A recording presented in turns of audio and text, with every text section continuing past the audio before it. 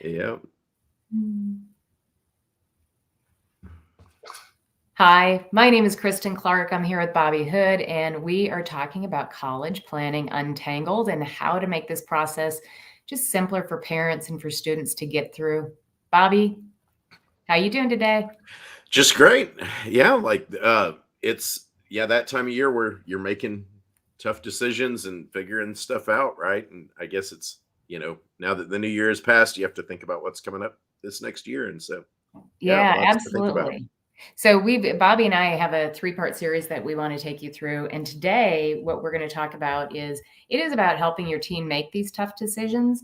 And what we're going to talk about today is using probability and likelihood to help you figure out next steps when you're thinking about going to college and college planning and all that good Mhm. stuff. Yeah, absolutely. I mean, I think a lot of people, they just think, oh, well, okay, you're going to get out of high school, so you're going to go to college. And then they just think of some names of colleges that, they've know people that went to, and then think about applying to them. And they don't think about any of the probabilities or whatever. I mean, you end up applying to 10 or 12 places, and there are all these application fees, and it's so much work. Every additional college, all these extra essays and all those things, and maybe there's a question you need to start with before you just say, okay, we're going to just apply to a bunch of colleges, right? Right, and they start checking boxes, right? It's Yeah. like, "Okay, the freight train's starting to head out Right. of the station." And yeah, and, Bobby, I love my facts. Hmm. So, I'm gonna give one, and this really does go towards the probability. Um, about 79% of students, high school graduates, enroll in college, Hmm. okay? We know that about 39% of America has a college degree. Hmm. So, Yeah. what that tells us is there's some fallout happening, and we Mhm. know that students, that 30% of students don't go back to college after their freshman year, Mhm. and, there are lots of reasons for that are given, but a big part of that is some of those kiddos went in without a game plan, right? So they're Yeah, absolutely. Well, and also, I mean, certainly a college degree has these amazing benefits, right? And for some careers, college degree is absolutely required.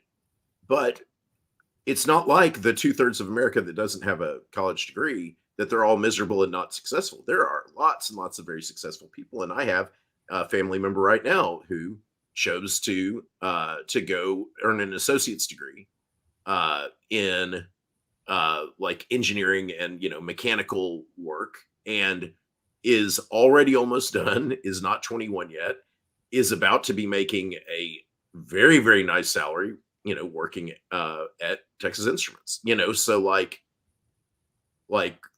that person is going to be so much farther along in a career that he loves compared to people who are might be have no plan and go to college, and then they're like off, lost, unable to get a job with gigantic student loans, right? So it's a real absolutely. option. And since he figured out what was going to make him happy is working with machines, right? um that was his incredible skill. It's what makes his eyes light up. He likes that school, right? And he can get through it in 2 years and go off and get automatically guaranteed placement at a job with an incredible career and advancements. So that's the thing is, I mean, if you didn't know what your strengths were and what you want to do, you wouldn't be able to figure that out. And he could be off at Texas Tech or somewhere, uh, being completely miserable. Yeah. So, and the numbers behind that too are that basically 60% of students that go into college end up graduating either 4 years, 5 years, 6 years, or Right. even some take it out a little bit longer. But, and just looking at that and going, okay, as a parent, Hmm. how do you increase that probability that your kid is going to be one of those 60%? Hmm. Yeah. And or maybe we need to take even a step back and go, maybe this isn't the right place for him in the beginning, like your Sure. friend, right? Yeah. That maybe that's not the right path. Yeah, or even with so many, like, I mean, I have several relatives and so many people I know who just like decided to take a year and do community college for a year and then transfer into school once they know that they have the habits, the study habits and all that. If you're not prepared and you go in immediately to a gigantic, enormous school, you can totally get lost. And so that year, starting somewhere else at a local community college can be, or junior college or whatever, those can really get you prepared. And so that again is, what is the probability or likelihood that I'm going to be successful first year right now? And maybe the answer is, oh, right now the probability is low that I'm going to be successful or that I'm going to like it or whatever. So I'm going to go spend a year doing this and getting my study habits in order and all that, learning how to do it. Yeah. And we talk about this a lot. It's really helping your kiddo figure out why they want to go to college in the first place, Mm-hmm. or what's their end goal, so that we can get them down the right path right away, so they know they're in the right spot right now as far as their education after high school. And as you said, that education doesn't necessarily have to be college. It can be community college. It can be a trade school. It can be an apprenticeship. I heard a really cool story lately about this kid that's in high school. Bobby already has 6 employees mowing lawns, already owns his own truck because of his, the work that he's done, and is working on paying off his equipment. A kid like that, do you send him to college? I look at that and go, maybe it's better to do a business coach, so. Wow. Yeah. Yeah. It's looking at the kid and going, what's the best step for them to have success later in life? But you got to put in the work. You have to be talking about what is the end goal, because that's going to increase the probability of success, especially in these earlier years. As you said earlier, we see so many people just checking the box and going, well, college is the next step, so I guess that's what I'm going to do. And Bobby, it's not working. When you've got 40% dropout rate, that doesn't work. And we've been doing it this way for decades. So, right. It's a proven it fact. hasn't changed. Right. Yeah.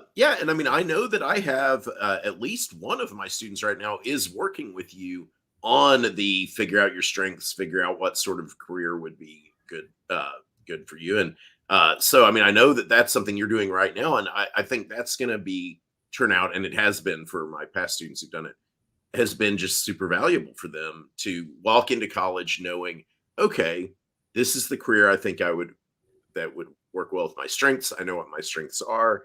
That knowing those strengths also can help you perform better in college, because oh, I work better in groups of people. I work better, learning things this way. So join a study group or things like that. Like, this is what can give you those tools, right? Absolutely. And then, even past. So yes, let's figure out why you want to go to college, or what's the next best step for you based on what your end goal is.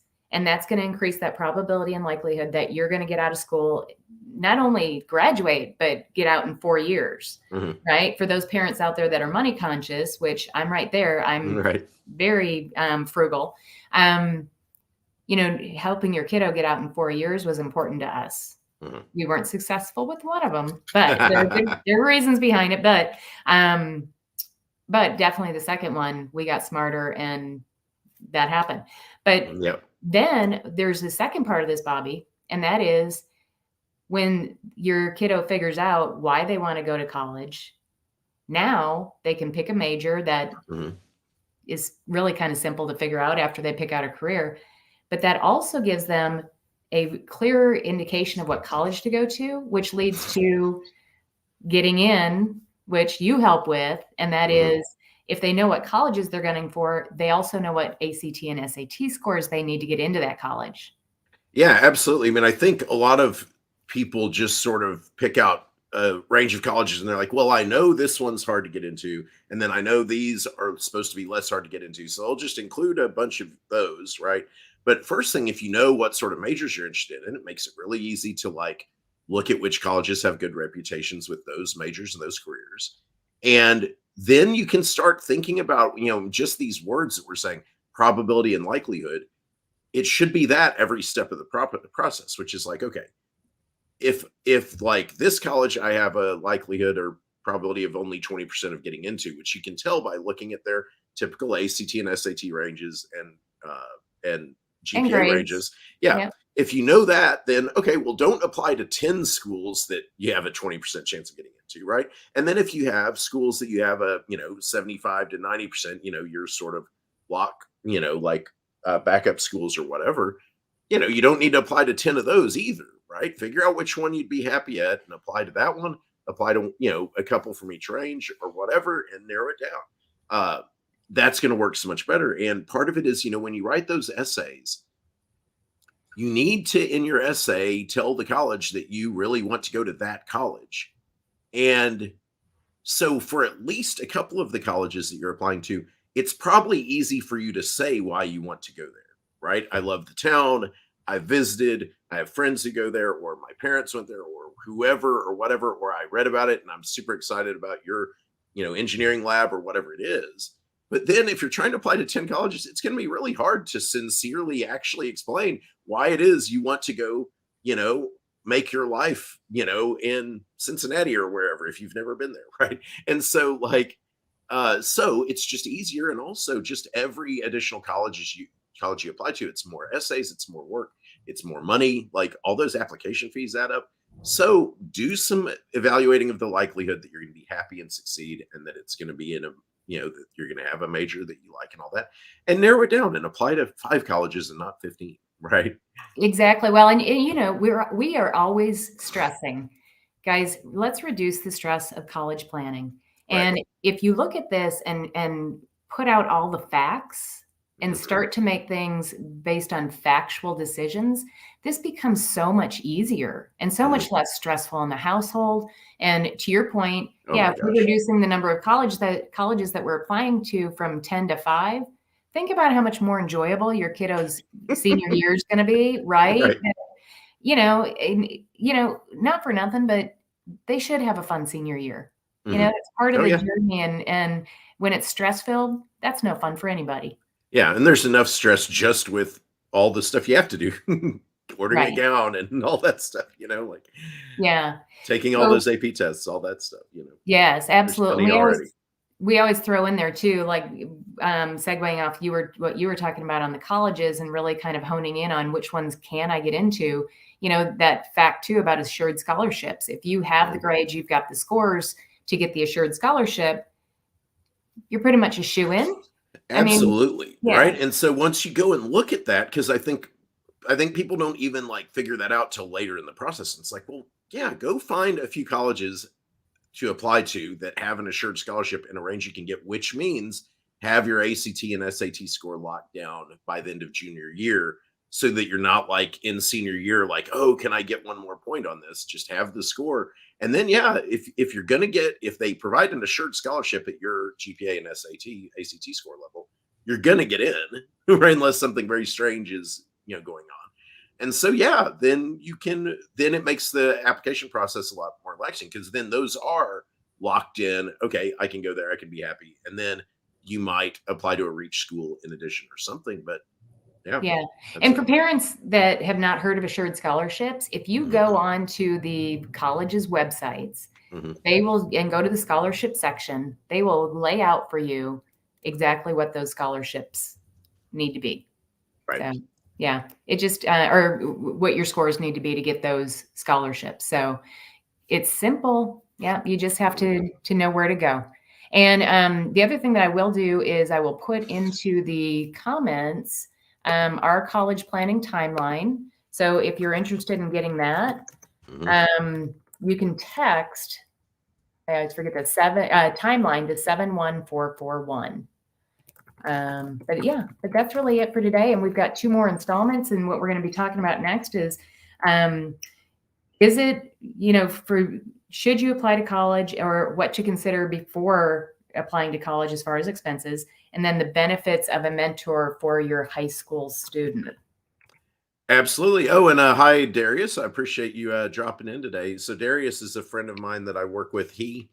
Darius works with at-risk youth here in Dallas and has a nonprofit program called Darius Petway's Life School that helps students, get on track and figure out what their pathway for life should be. And so this is exactly the sort of thing we're talking about. It's really amazing what he does. So, Oh, love it. Hey, Darius, good to see you.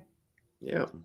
All right. Yeah. So we'll continue this in parts 2 and 3 that next in the next coming 2 Wednesdays. And this is a great topic. I'm glad we're looking at, because it really is okay. Here's where to start the process. So it's All great. right. Thanks, All Bobby. right. Absolutely.